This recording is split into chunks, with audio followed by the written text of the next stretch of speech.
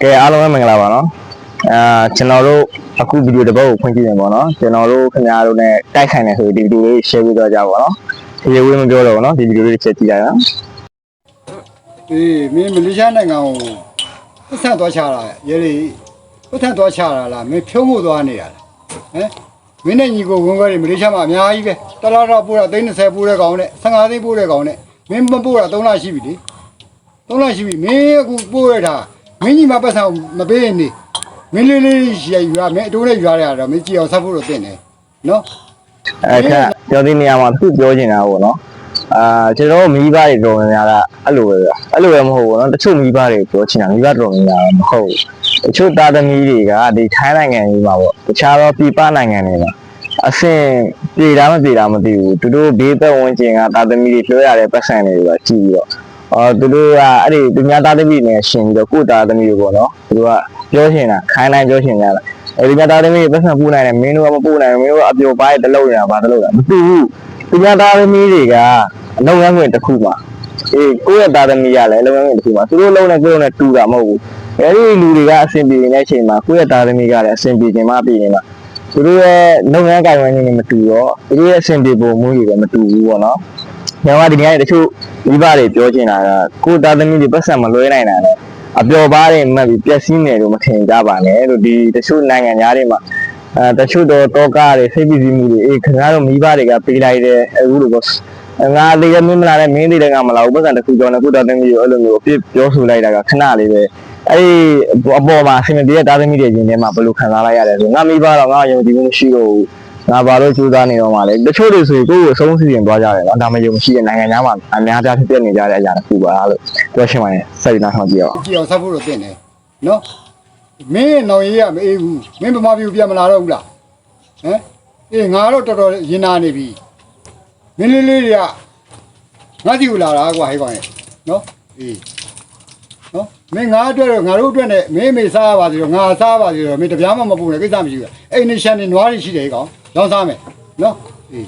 မင်းကရှေ့မှာပြောထားသလိုပဲစောစောကပြောထားသလိုပဲနော်ငါတည်သွားရင်လည်းအကြောင်းမကြောက်ဘူးမင်းမေတည်အဓိကအဲ့နေရာမှာထိဆုံးပဲဒီကုသသမီးကအပေါ်မှာဘလို့အဆင်ပြေမှုတွေကြုံနေလဲဆိုတော့မမေးဘူးမမေးပဲနဲ့ဟိုမင်းတည်တယ်ငါမလာဘူးငါတည်တယ်မလားနဲ့အဲ့ဒီစကလုံးကသားသမီးတွေချင်းထဲမှာတကယ်ပြီးတော့လှုပ်ကြီးနေတဲ့သားသမီးတွေပေါ့လှုပ်ကြီးနေရတာနဲ့အဆင်မပြေမှုတွေကြုံနေရတဲ့သားသမီးတွေတော့ပြောချင်တာပေါ့နော်တချို့စိုးသွမ်းနေတဲ့ကောင်ကကျွန်တော်မပြောဘူးဒီအဲ့လိုသားသမီးတွေတော့ဆိုရင်ဒီစကလုံးတွေကသူတို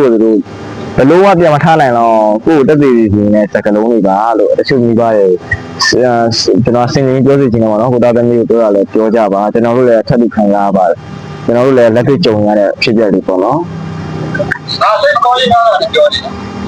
ေကောင်းပြီပြရဘာလို့လဲတော့ professional ဘလို့နဲ့ရတယ်ဒီကဆိုဒီနေရာမှာတစ်ခုထပ်ပြောချင်တာအကောင့်တွေပိတ်တယ်ဖုန်းတွေမကင်တော့ဘူးဆိုတာကလည်းအခုလိုမျိုး pressure တွေများရလာတဲ့ခါမိဘတွေဘက်က pressure အရင်ပေးရတဲ့ခါကျရင်တချို့သားသမီးတွေကဖုန်းလည်းမကင်တော့စိတ်ပိတ်ရတယ်ဆိုတာလည်းအဲ့ဒါလေးလည်းပါတယ်ဖုန်းပြောလိုက်တဲ့အချိန်မှာမင်းတို့ပတ်စံမလို့လွှဲလာမှလည်းမင်းတို့ကြည့်လိုက်ရင်မင်းပတ်ဝန်းကျင်ကမင်းမျိုးတွေမင်းတငယ်ချင်းဘလောက်အောင်လွှဲလာတယ်မင်းတို့အခုဒီမလွှဲလာနိုင်အဲ့ဒီစကလုံးတွေကြောင့်လည်းပါတယ်ပေါ့နော်ကျွန်တော်ကဒါလူတိုင်းမပြောဘူးနော်ကျွန်တော်တို့ဒါအတော်များများဖြစ်နေတဲ့အကြောင်းအရာတစ်ခုမို့လို့ကျွန်တော်သင်ကြတာပါလို့တက်ရှိရယူရတဲ့ပတ်စံတက်ရှောက်တယ်ဘယ်တော့လဲပြတ်တယ်ပြောတာပြောတော့ဒီကောင်မလေးမလေးရှားမြန်မြန်လို့ဆိုတဲ့ကောင်မလေးဒါတော့သူ့ရဲ့ personal ကိစ္စပေါ့နော်ကျွန်တော်ပြောချင်တာကတချို့မိဘတွေပေါ့နော်ကိုသားသမီးတွေကိုစုငေါရမယ်ဆိုလေသူများသားသမီးနဲ့မရှင်ပါနဲ့မင်းအပေါ်မှာဘယ်လိုဆင်ပြေမှုတွေကြုံနေကြလဲအဲ့ဒါကိုကောင်းကောင်းမအေးလူလည်းမင်းများရပါပတ်စံမလွှဲနိုင်ဘူးဆိုတာနဲ့ဖုန်းတွေပိတ်ထားပြီဆိုတာနဲ့မင်းတို့ပျော်ပါးနေမှပြီးကောက်စားမူကြီးနေလို့ငါတို့တွေပတ်စံမလွှဲနိုင်လားမင်းဘေးကောင်တွေကြည့်လိုက်ရင်ကြွားထဲမှာဘယ်ကောင်ကပတ်စံလွှဲလာတယ်ဒီကောင်ကဘယ်လောက်လွှဲလာတယ်အဲ့လိုမျိုးတွေနဲ့ခံနိုင်မပြောပါနဲ့လို့သူတို့တွေကလွှဲတာပတ်စံအများကြီးလွှဲနိုင်တဲ့ကောင်တွေနဲ့ကိုသားသမီးလုံးနေတဲ့လောက်ကလည်းလွှဲစားချားနာခြင်းနဲ့ချားနာနေတယ်သူတို့ကအဆင်ပြေနေတယ်ဆိုတော့မှကိုသားသမီးဘက်မှာလုံးတွေပုံမှန်ဆင်းရရဲ့လားတတိယရောပတ်စံပုံမှန်ထုတ်ပြီးရဲ့လားအဲ့ဒါတွေလည်းမင်းများမှာတချို့သားသမီးတွေကအဆင်ပြေနေတာပါဇက်ကပြောတယ်ကွာပတ်စံလွှဲနိုင်တဲ့ခါကျမှလွှဲနိုင်ကြဘာလို့လွှဲနိုင်ကြလဲဆိုတော့မိဘမိရတဲ့ကအဆင်ပြေတယ်လို့သာဖြေလိုက်တာသူတို့တော့ကားရသွားမယ်ဆိုလို့တာအဲ့လိုမျိုးဖြေပြီးလိုက်တာတကယ်မဆက်လဲတဲ့ခင်ဦးလေးကနေမှာသူတို့လည်းတော့ကားရရောက်ရပါတယ်လို့သူတို့ရဲ့အဆင်မပြေမှုထုံးမပြချင်လို့တာအ အဆင်ပြေတယ်လို့ပြောတာပါအဲ့ဒီအဆင်ပြေတဲ့စကားလုံးကိုတန်လိုက်တိုင်ချပြီးပုံတည်မှတ်ပြီးတော့အဲ့ဒါကြောင့်မလွဲနိုင်ဘူးအဆင်ပြေတယ်ပဲမင်းတို့ပြောရင်ပြောပါတယ်မပြက်စီးနေတယ်အဲ့လိုမျိုးတွေမဆူကြမငေါကြပါနဲ့ဒီကံပြက်တွေလည်းဆုတ်ဖြတ်ကြပါနဲ့ကျွန်တော်ပြောချင်ပါတော့ဒီခဏတည်းကြီးကျွန်တော်ကောင်းသားလဲပါတယ်ကျွန်တော်လည်းထပ်ဒီလိုခဏအမေတွေအဖေပြောတာလည်းခံရပါတယ်အဲကြောင့်ဒီဗီဒီယိုကျွန်တော်ပြန်မျှဝေတာပါဒီဗီဒီယိုတွေကဦးလေးကလည်းသူ့သားကတကယ်ဆိုးသွမ်းနေတယ်ဆိုလည်းပဲလေးလေးမမနဲ့နေပြီးပါလို့ပြောချင်ပါတယ်အေးကိုကလည်းကျွန်တော်ပြောသလိုပေါ့နော်ဒါသမီးလေးမှတယောက်ဖြစ်မိဘအတွက်စူးစမ်းနေတဲ့အဆင်မပြေလို့အခုဖြစ်နေရဆိုလည်းပဲကောင်းမှပြန်ဆုံးမပေးပါလို့ပြောချင်ပါတယ်ကျေးဇူးပါဒီဗီဒီယိုလေးနဲ့တိုက်ဆိုင်နေဆိုရှင်းပြကြပါဦးခင်ဗျာ